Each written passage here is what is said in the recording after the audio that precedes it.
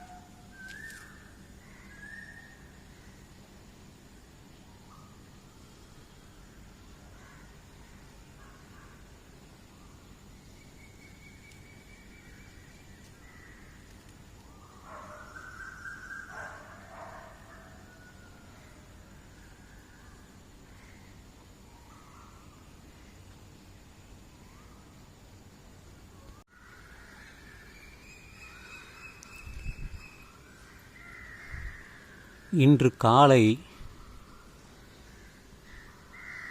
5 சிறந்த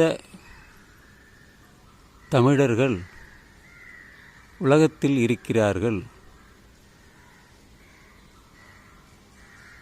என்று ஒரு காணொளி ஒரு உறவுக்காரர் அனுப்பியிருந்தார்.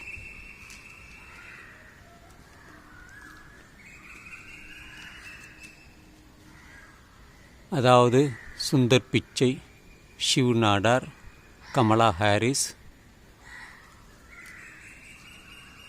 மற்றும் இருவர்கள்.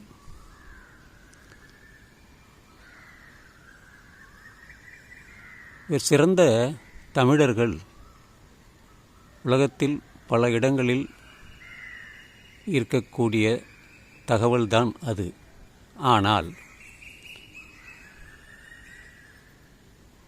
தமிழர்கள் என்று சொல்லும்போது தாய்மொழியான தமிழையும் நாம் எவ்வளவு தூரம் தெரிந்து வைத்துள்ளோம்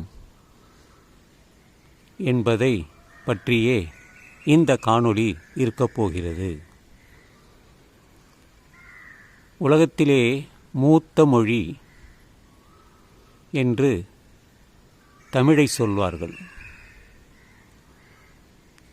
தமிழின் வரலாறு எங்கிருந்து தொடங்குகிறது என்றால், அதனுடைய வேர்ச்சொல், வேர், ஒரு மரத்திற்கு எப்படி வேர் பூமிக்கு கீழே இருக்கிறதோ, பலமாக இருக்கிறதோ, அதுபோலவே இந்த தமிழ் மொழியின் வேர்ச்சொல் 50,000 வருடங்களாக பேசப்பட்டு வருகிறது என்பதுதான் அந்த முக்கியமான செய்தி. பல அரசியல் விட்டு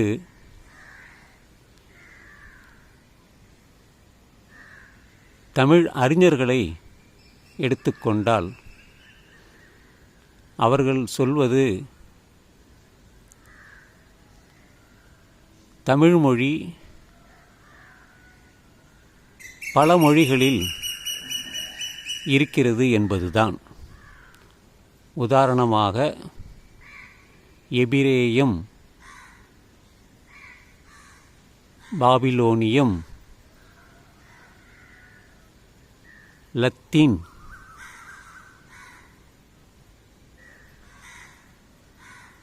ரோமன், இந்த மொழிகளில் தமிழ் எழுத்துக்கள் இருப்பதாக விக்டர் என்ற ஒரு அறிஞர் தமிழறிஞர் அவர் சொல்வார், தமிழர்கள் உலகம் முழுவதுமே அவர்கள் சென்று வந்துள்ளார்கள், பயணம் பண்ணியுள்ளார்கள். வியாபார நிறுத்தமாக கப்பல் வழியாக பல நாடுகளில் வணிகத் தொடர்பை வைத்துக்கொண்டு அவர்கள் சென்று வந்துள்ளார்கள் என்பது.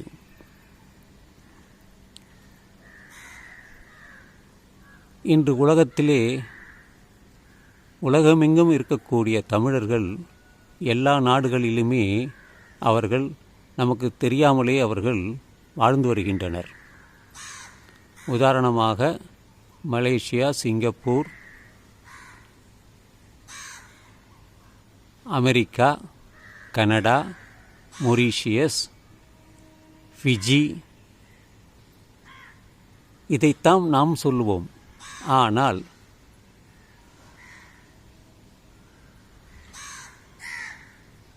ரீயூனியன் என்ற ஒரு தீவு மடகாஸ்கர் பக்கத்திலே இருந்தது.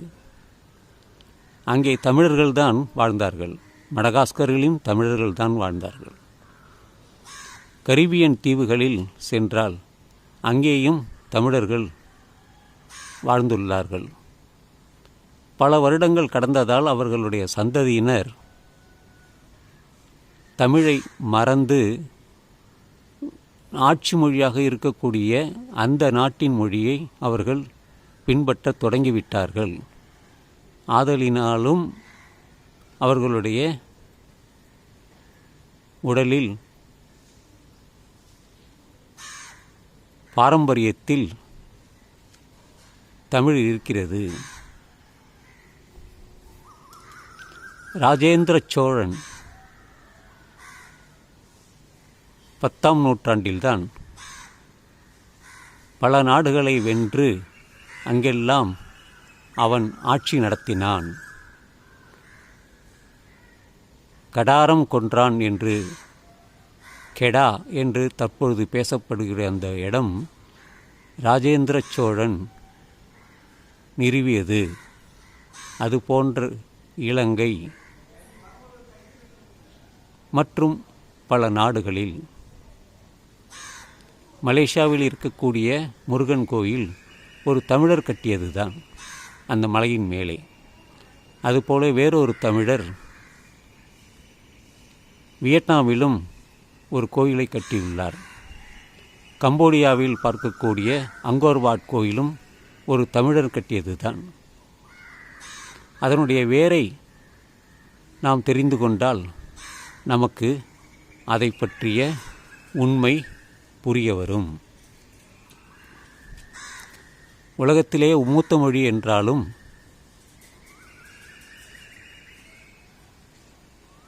உலகமெங்கிலும் தமிழர்கள் வாழ்ந்தாலும் பேசினாலும் தமிழுக்கென்று இலக்கணம் 2600 ஆண்டுகளுக்கு முன்பே தொல்காப்பியர் அவர் ஓலைச்சுவடியில் எழுதியுள்ளார். திருக்குறள் 2000 ஆண்டுகள் பழமையானது.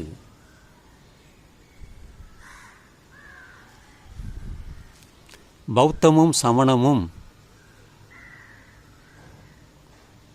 உலகெங்கிலும் இல்லை என்றாலும் பல நாடுகளில் செழிப்பாக இருந்துள்ளது, குறிப்பாக தமிழ்நாட்டிலும்.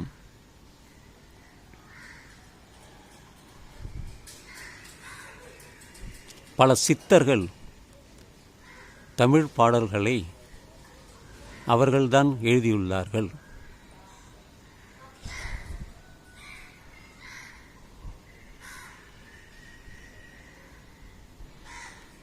தமிழர்கள் அமெரிக்காவில் ஆட்சியில் இருக்கிறார்கள்.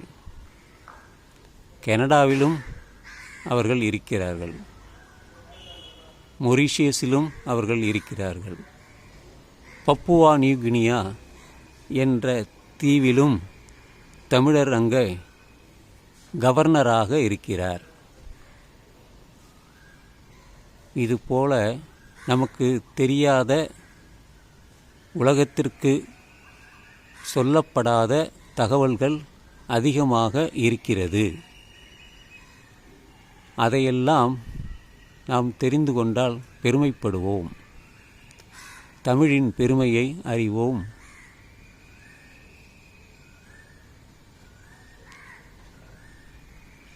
ஒப்பு இலக்கணம் என்பவர் அவர் ஒரு ஆங்கிலேயர்.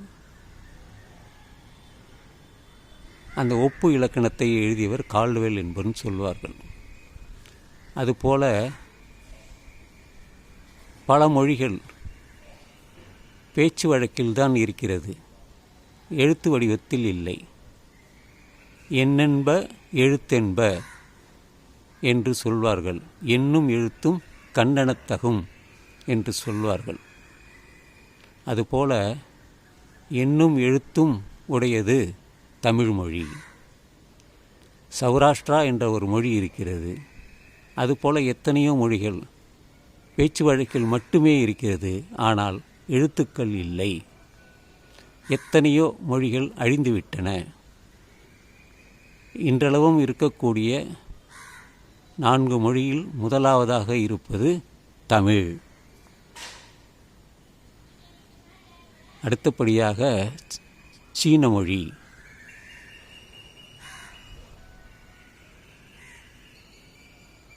மற்ற மொழிகள் எல்லாம் திரிவடைந்து விட்டன.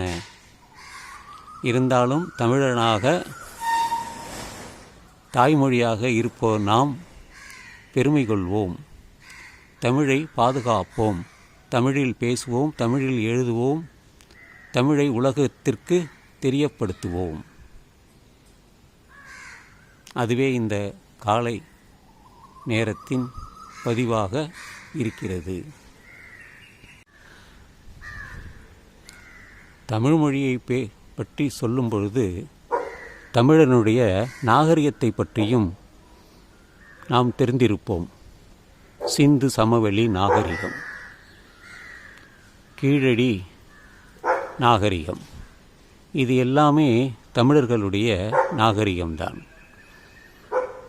மெக்சிகோ நாட்டில் இருக்கக்கூடிய மாயன் நாகரிகம் தமிழர் நாகரிகம். தமிழர்கள் எங்கெங்கெல்லாம் அவர்கள் சென்றார்களோ அங்கே அவர்களுடைய நாகரிகத்தை அங்கே பரப்பியுள்ளார்கள். அந்த வகையில் பல நாடுகளில் தமிழர்களுடைய நாகரிகம் இருந்துள்ளது, இருக்கிறது. அதுதான் முக்கியம்.